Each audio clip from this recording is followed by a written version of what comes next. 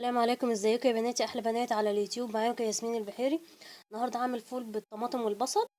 عندي هنا ده الفول بتاعي اهو. فول جاهز الصراحه، انا بكسل ادمسه. عندي البصل وعندي طماطم مقطعه وعندي الفلفل رومي. والفلفل الرومي مش اساسي، ممكن تكتفي بالطماطم والبصل بس. وهبدا دلوقتي احط كل حاجه على النار، وطبعا عندي الملح والكمون ده اساسي مع الفول. نبدا بقى نحطه على النار مع بعض. طاسه على النار اهي فيها زيت. احط البصل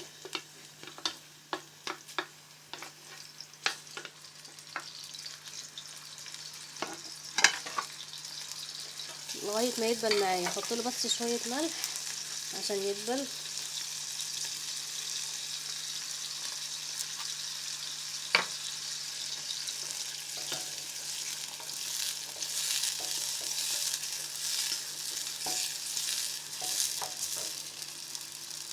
انا مش هعمل له يعني تسبيكه تقيله، او اول ما يدبل على طول هبدا اضيف له الفلفل وبعد كده الطماطم. ضفت الفلفل اهو، شايفين لونه بقى عامل ازاي؟ لونه اخضر ناصع كده. برضه انا بدبل بس زي ما قلت لكم، مش هسبك. هضيف الطماطم.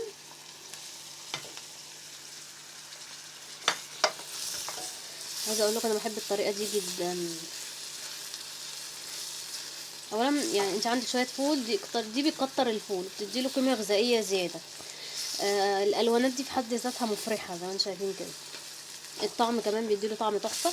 انا لو حطولي ديك رومي وفول بالطريقه دي انا هاكل فول. مش هاكل اللحمه خالص يعني. مشبع جدا برضو وبيدفي وينفع فطار، عشاء، سحور. وتنفع اكله في حد ذاتها، يعني انت مش عارفه تطبخي حاجه، تنفع اكله في حد ذاتها. انت لو رحتي للخضري وقلت له طماطمايه وفلفلايه وبصلايه، مش هيجيبوا 2 جنيه على بعض، وب2 جنيه كمان فول. يعني اكله مش هتجيب معاكي 5-6 جنيه مثلا بالعيش. جميله جدا يعني. ما يبتدوا يتبالوا كده شويه، الطماطم تتبل معايا كده شويه، هضيف لها الفول بتاعي. هي تقريبا دبلت اهي. هضيف الفول.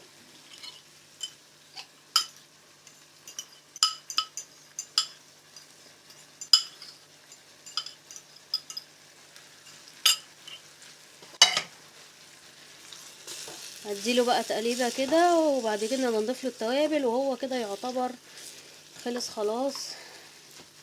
ضيف له الملح. عامل حساب ان انا حاطه اوريدي شويه ملح قبل كده، والكمون.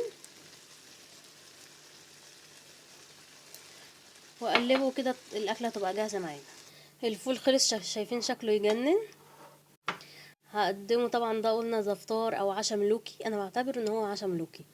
العيش الطازه بتاعي، وعندي دي حته جبنه وطماطمايه كده، وطعميه عين الكتكوت اللي انا عملتها لكم قبل كده. وده كان الفطار بتاع النهارده، الفطار الملوكي. يا رب يكون عجبكم. واشوفكم ان شاء الله في فيديو جديد، والسلام عليكم.